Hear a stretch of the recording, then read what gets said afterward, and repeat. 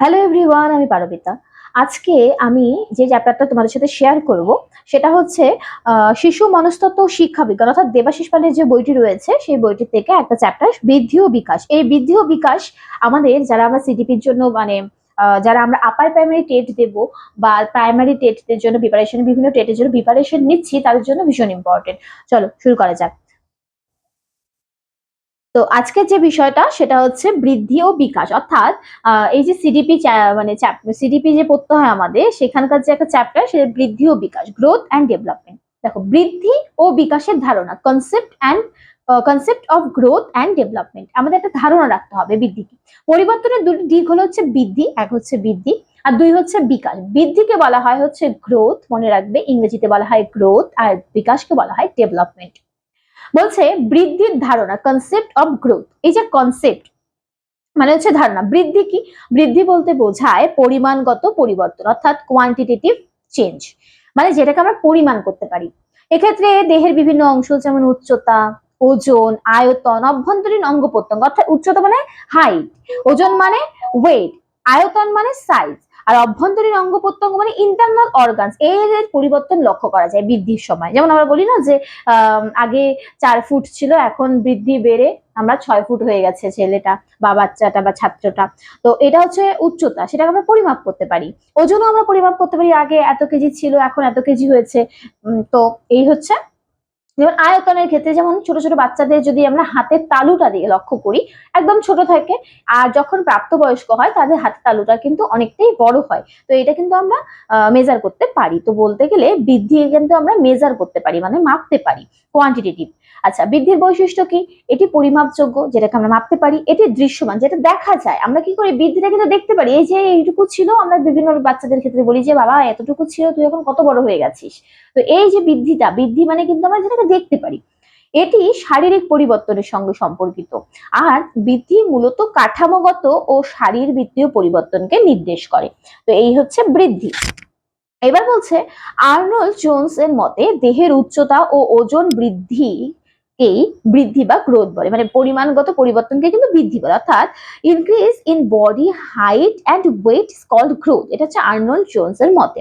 আর ক্রো এর মতে কি, বৃদ্ধি হলো কাঠামোগত ও শারীরবৃত্তীয় পরিবর্তন, অর্থাৎ growth refers to structural and physiological changes. এটা বলেছেন কে?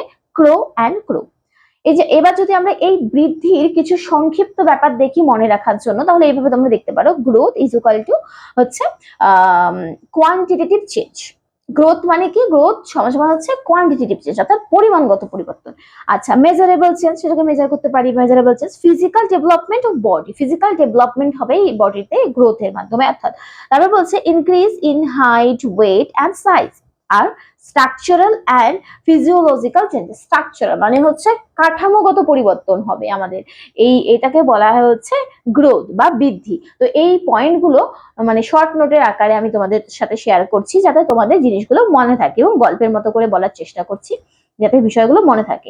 এরপরে আমরা যেটা দেখবো, আচ্ছা এখন যেটা আমরা পড়বো সেটা হচ্ছে বিকাশের ধারণা। আগের বার পড়লাম আমরা বৃদ্ধির ধারণা, এবার আমরা পড়বো হচ্ছে বিকাশের ধারণা, মানে কনসেপ্ট অফ ডেভেলপমেন্ট। বলছে বিকাশ বলতে নির্দিষ্ট ক্রমাগত পরিবর্তনকে বোঝায়, যা বৃদ্ধির পরিধিকে অতিক্রমণ করে ব্যক্তিত্বের সর্বাঙ্গীন উন্নয়নের ঘটায়। মানে দেখো, বৃদ্ধি কিন্তু একটা নির্দিষ্ট বয়স পর্যন্ত হওয়ার পরে থেমে যায়, কিন্তু বিকাশ কিন্তু আজীবন চলতে থাকে। বলছে বিকাশ ব্যক্তির জীবনব্যাপী প্রক্রিয়া, মানে গর্ভাবস্থায় প্রক্রিয়ার সূচনা হয়, মাতৃগর্ভ যখন যখন শিশু থাকে তখন সেটা সূচনা হয়, এবং জন্মের পর থেকে মৃত্যু পর্যন্ত চলতে থাকে। অর্থাৎ আমরা এই কথাটা বলি যে জন্মের সময় থেকে শুরু হয় তার বিকাশ, সেটা হয় কি হয়, শ্মশানে গিয়ে বা কবরস্থানের আগে পর্যন্ত চলতে থাকে। তো এটা কিন্তু হচ্ছে বৃদ্ধি মানে বিকাশের ধারা, বিকাশ প্রক্রিয়া। এটি একটি ধারাবাহিক এবং সংগঠিত প্রক্রিয়া। তো এটা মনে রাখতে হবে, এটি একটি ধারাবাহিক বা সংগঠিত প্রক্রিয়া। আচ্ছা, এই গেল হচ্ছে বৃদ্ধি আর বিকাশের ধারণা। এবার যদি আমরা একটু দেখি বৃদ্ধি আর বিকাশের মধ্যে পার্থক্য, অবশ্যই পার্থক্য থাকবে বিকাশের মধ্যে, যেমন মিলও থাকতে পারে আবার পার্থক্য থাকতে পারে। তাহলে পার্থক্যটা দেখবো, এখানে বলছে difference between growth and development. এবার যদি দেখি বৃদ্ধি বলছে বৃদ্ধি পূর্ণতা প্রাপ্ত হয়, আর বিকাশ সারা জীবন ধরে চলে। 2 নাম্বার বলছে যে আকার আকৃতির পরিবর্তনকে বোঝায়, মানে বৃদ্ধি বলতে আকার আকৃতির পরিবর্তনকে বোঝায়, আর বিকাশ সামগ্রিক পরিবর্তনকে বোঝায়, সমগ্র আকার আকৃতি, আমাদের বৌদ্ধিক দৃষ্টিভঙ্গি সবকিছুকে বোঝায়। আচ্ছা, 3 নাম্বার বলছে পরিমাণগত পরিবর্তন। আচ্ছা, আমরা তো আগেই বললাম যে বৃদ্ধি কি, বৃদ্ধি পরিমাণগত পরিবর্তন, যেটাকে আমরা দেখতে পারি, গুনতে পারি। এবং বিকাশ কি, বিকাশ একটা জটিল মানে গুণগত পরিবর্তন। বিকাশ কিন্তু গুণগত পরিবর্তন। যেমন ধরো কারো হাতের লেখা যদি আমরা দেখি, সে নার্সারি লেভেলে হাতের লেখা যেভাবে লিখতো, তার চর্চার দ্বারা সে তার হাতের লেখাটাকে কি করেছে, ইমপ্রুভ করেছে। তো সেক্ষেত্রে কিন্তু আমরা সেটা বলতে পারি বিকাশ হচ্ছে, এবং বুঝতে চেষ্টা করছে, কিছু বললে পরে সে রেসপন্স করতে পারছে। তো এগুলা কিন্তু বিকাশের মানে বিকাশের বৈশিষ্ট্য। আচ্ছা, এবার সহজ প্রক্রিয়া, বৃদ্ধি কিন্তু একটা সহজ প্রক্রিয়া, আর বিকাশ কি, বিকাশ একটা জটিল প্রক্রিয়া। আচ্ছা, 5 নাম্বার বলছে বিকাশ প্রক্রিয়া, বিকাশ প্রক্রিয়ার একটি অংশ হচ্ছে বৃদ্ধি। বৃদ্ধি কি, একটা বিকাশ যে প্রক্রিয়া, একটা মানে একটা বড় গোল হচ্ছে বিকাশ, আর একটা ছোট্ট অংশ হচ্ছে বৃদ্ধি। আচ্ছা, আর কি বলছে 6 নাম্বার, নির্দিষ্ট ক্ষেত্রে সীমাবদ্ধ, মানে বৃদ্ধি কিন্তু নির্দিষ্ট। এবার মনে করো কারো হাইট 5 ফুট, সে কিন্তু তাকে টেনে 5 ফুটের জায়গায় 7 ফুট করা যাবে না কখনোই বৃদ্ধিতে। কিন্তু বিকাশ সার্বাঙ্গীন পরিবর্তন নির্দেশ করে। বিকাশ কিন্তু এই যে হাতের লেখার উদাহরণটা যদি আমি দেই, হাতের লেখাটাকে কি যদি আমরা যত্ন নেই, তাহলে কিন্তু আমাদের হাতের লেখা খুব সুন্দর থেকে সুন্দরতর হতে পারে। আচ্ছা, এবার বলছে 7 নাম্বার, উচ্চতা ওজন বৃদ্ধি। উচ্চতা এবং ওজন বৃদ্ধি কিন্তু বৃদ্ধির ক্ষেত্রে দেখা যায়। আর হচ্ছে বিকাশ ব্যক্তিত্বের সামগ্রিক উন্নয়ন। আচ্ছা, 8 নাম্বার বলছে বিকাশ ব্যতীত বৃদ্ধি সম্ভব নয়, আর বৃদ্ধি ব্যতীত বিকাশ কিন্তু সম্ভব হতে পারে। আচ্ছা, এবার বলছে সংক্ষেপে মনে রাখার জন্য, গ্রোথ কোয়ান্টিটেটিভ চেঞ্জ পরিমাণগত পরিবর্তন, আর ডেভেলপমেন্ট হচ্ছে কোয়ালিটেটিভ অর্থাৎ গুণগত পরিবর্তন। এটা খুব ইম্পর্টেন্ট, গুণগত আর পরিমাণগত। আচ্ছা, growth is the part of development, development is the broader than the growth, growth ends at the maturity, developments continue throughout life. এটা মনে রাখতে হবে। তো এরপরে আমরা যেটা পড়বো সেটা হচ্ছে, আচ্ছা, এবার আমরা যেটা দেখবো সেটা হচ্ছে বৃদ্ধি ও বিকাশের মধ্যে সম্পর্ক। এই যে বৃদ্ধি এবং বিকাশ, এদের মধ্যে কি সম্পর্ক রয়েছে, অর্থাৎ relationship between growth and development. দেখো কি বলেছে, বৃদ্ধি ও বিকাশ পরস্পর সম্পর্কযুক্ত। এটা মনে রাখতে হবে যে বৃদ্ধি এবং বিকাশ কিন্তু পরস্পর সম্পর্কযুক্ত। বৃদ্ধি বিকাশের একটি অংশ, আমরা যে আগেই বললাম, যেটা বিকাশ যদি একটা বড় গোল হয়, তার একটা ছোট্ট অংশ হচ্ছে বৃদ্ধি। এরপরে কি বলেছে, বৃদ্ধি ছাড়া বিকাশ সম্পন্ন হয় না, উভয়ই ধারাবাহিক এবং ক্রমশ বিকাশমান প্রক্রিয়া। অর্থাৎ ধারাবাহিক ভাবে চলে, সেটা কেউ একদিনে বড় হয়ে যায় না, সেটা ধারাবাহিক ভাবে চলতে থাকে। আচ্ছা, এবার বলেছে দেখো বৃদ্ধির সাধারণ বৈশিষ্ট্য। এবার আমরা বৃদ্ধি পড়লাম, বৃদ্ধির মানে ধারণা নিলাম, বিকাশের ধারণা নিলাম, বিকাশ আর বৃদ্ধির পার্থক্য পড়লাম, বিকাশ ও বৃদ্ধির মধ্যে সম্পর্ক পড়লাম। এবার যেটা আমরা পড়বো সেটা হচ্ছে বৃদ্ধির সাধারণ বৈশিষ্ট্য, অর্থাৎ জেনারেল ক্যারেক্টারিস্টিক্স অফ গ্রোথ। এই যে বৃদ্ধি রয়েছে, তার কি কি বৈশিষ্ট্য রয়েছে, অর্থাৎ বংশগতি ও পরিবেশের প্রভাব। বৃদ্ধি বংশগতি ও পরিবেশের যৌথ প্রভাবে ঘটে। বৃদ্ধি কিন্তু বংশগতির উপরেও নির্ভর করে। অনেক সময় দেখা যায় যে লম্বা লম্বা মানে ফ্যামিলিতে সব ব্যক্তিত্ব গুলো সব লম্বা লম্বা, অর্থাৎ ঠাকুরদা লম্বা, বাবা মা লম্বা, তো স্বাভাবিকভাবে আমাদের একটা ধারণাই থাকে বা আমরা দেখি যে বাচ্চাটাও লম্বা। তো সেটা কিন্তু আমাদের জিনগত ভাবে বংশগতিভাবে কাজ করে। পরিবেশের প্রভাবে থাকে, কারণ বৃদ্ধিতে কিছুটা পরিবেশেরও প্রভাব থাকে। পুষ্টিকর খাদ্য যদি ঠিক সময় মতো না পায়, সেই ক্ষেত্রে কিন্তু আমাদের বৃদ্ধিতে প্রভাব বিস্তার করে। আচ্ছা, বয়স ভেদে বৃদ্ধির হার ভিন্ন। মানে কি বলছে, জন্ম থেকে 2.5 বছর পর্যন্ত বয়স দ্রুত বৃদ্ধি হয়, পরে বৃদ্ধির হার কিছুটা কমে যায়, কৈশোরকালে আবার দ্রুত বৃদ্ধি দেখা যায়, পরবর্তীতে বৃদ্ধির হার ধীরে ধীরে কমে আসে। আচ্ছা, এবার বলছে অনুশীলন ও শিক্ষার প্রভাব। বলছে উপযুক্ত খাদ্য, শিক্ষা, অনুশীলন বৃদ্ধিতে ত্বরান্বিত করে। বলছে ব্যক্তিভেদে পার্থক্য, সব শিশুর বৃদ্ধির হার সমান হয় না। আমরা কিন্তু দেখি যে একই ক্লাসে সব বাচ্চাই কিন্তু একই লেভেলের লম্বা হবে না, কেউ খাটো থাকে, কেউ মাঝারি লম্বা থাকে, তো হাইটের কিন্তু ডিফারেন্স থাকে। আচ্ছা, এবার বলছে বৃদ্ধির সময়ের পার্থক্য, কেউ আগে কেউ পরে বৃদ্ধি লাভ করে অবশ্যই। আচ্ছা, 6 নম্বর বলছে বৃদ্ধি ধারাবাহিক প্রক্রিয়া, জন্ম থেকে নির্দিষ্ট সময় পর্যন্ত বৃদ্ধি ক্রমাগত চলতে থাকে।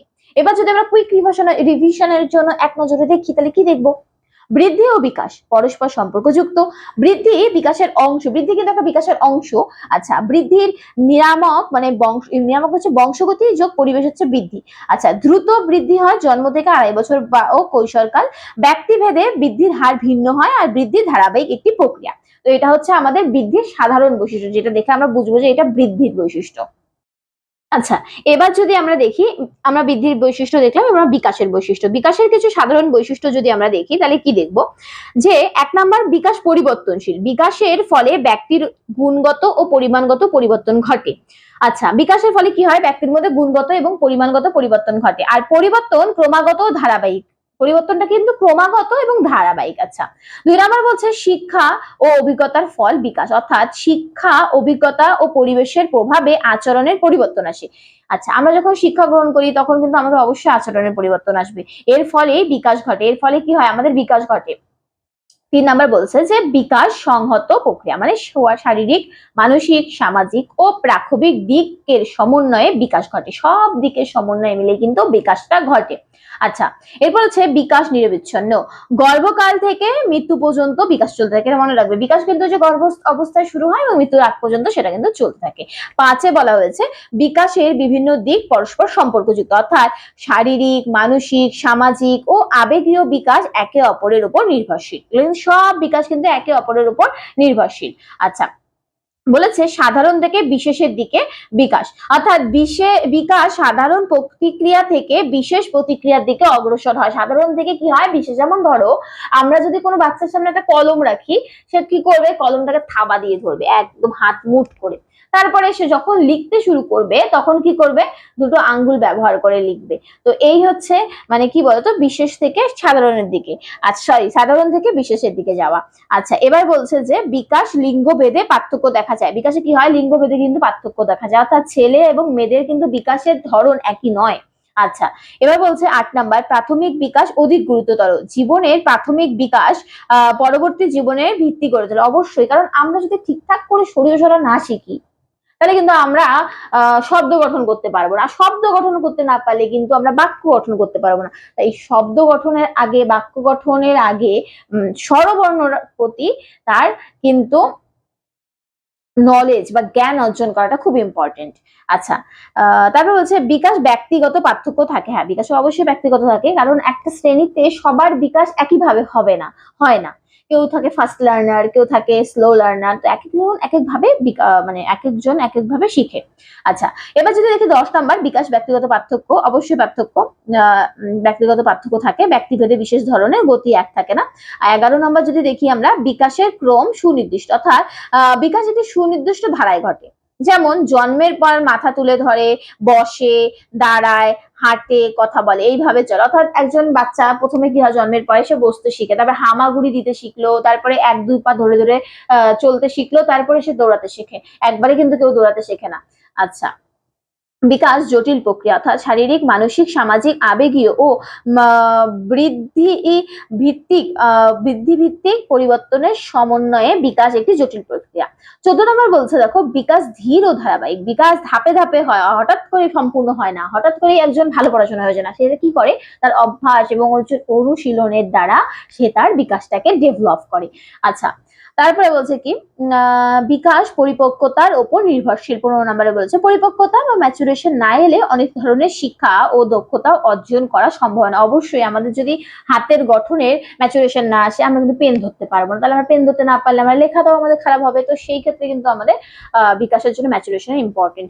আচ্ছা, বিকাশে পরিবেশের প্রভাব রয়েছে। পরিবার, বিদ্যালয়, সমাজ, সংস্কৃতি ও পরিবেশ বিকাশের প্রভাব প্রভাবিত করে। আচ্ছা, ১৭ নম্বর বলছে বিকাশ আজীবন প্রক্রিয়া। সেটা আমরা প্রথম থেকেই বলে যাচ্ছি। বিকাশ কি হয়, জন্ম অবস্থায় শুরু হয়, জন্ম অবস্থা থেকে মৃত্যু পর্যন্ত সারা জীবন এই বিকাশ প্রক্রিয়া চলতে থাকে। এবার যদি আমরা কুইক রিভিশনের জন্য দেখি, বিকাশ কি, বিকাশ হচ্ছে পরিবর্তনশীল প্রক্রিয়া। শিক্ষা ও অভিজ্ঞতা সমান সমান বিকাশের ভিত্তি। বিকাশ সংহত প্রক্রিয়া, গর্ভ অবস্থা থেকে মৃত্যু পর্যন্ত চলমান। আচ্ছা, সাধারণ থেকে বিশেষের দিকে যায়। আচ্ছা, লিঙ্গভেদে পার্থক্য দেখা যায়। প্রাথমিক বিকাশ গুরুত্বপূর্ণ, ব্যক্তিভেদে বিকাশের গতি ভিন্ন। আর যদি এদিকে দেখি, বিকাশ অনুমানযোগ্য, কিছুটা অনুমান করাই যায় যে যেহেতু হাতের লেখার সুন্দর হচ্ছে বা শব্দ গঠন করতে পারছে, তার মানে সে খুব সুন্দর একটা বাক্য গঠন করতে পারবে, আমরা এটা আশা করতে পারি। আচ্ছা, বলছে নির্দিষ্ট ক্রমে ঘটে, অবশ্যই এটা নির্দিষ্ট ক্রমে ঘটে, এটা মনে রাখতে হবে। জটিল ও সুসংহত প্রক্রিয়া ধীর ও ধারাবাহিক, পরিপক্কতা জরুরি, অবশ্যই ম্যাচুরেশন জরুরি বিকাশে, পরিবেশের প্রভাব রয়েছে, আজীবন চলমান। তো এই ছিল আজকের আমার কিছু নোটস বা তোমাদের সাথে যা শেয়ার করলাম গল্পের মতো করে। যদি ভালো লাগে অবশ্যই চ্যানেলটিকে সাবস্ক্রাইব করে দিও এবং কমেন্টের মাধ্যমে জানাবে যে কেমন লাগলো। আর যদি কোথাও কোনো বিষয় নিয়ে ডাউট থাকে বা তোমার মনে হচ্ছে যে একটু এই বিষয়টা আরেকটু ক্লিয়ার করা দরকার বা জানা দরকার, তো অবশ্যই কমেন্ট করো, আমি চেষ্টা করব আরেকটু সুন্দর করে বলার বা বোঝানোর। তো থ্যাংক ইউ ফর ওয়াচিং। আনন্দ থাকবেন, আনন্দ রাখবেন।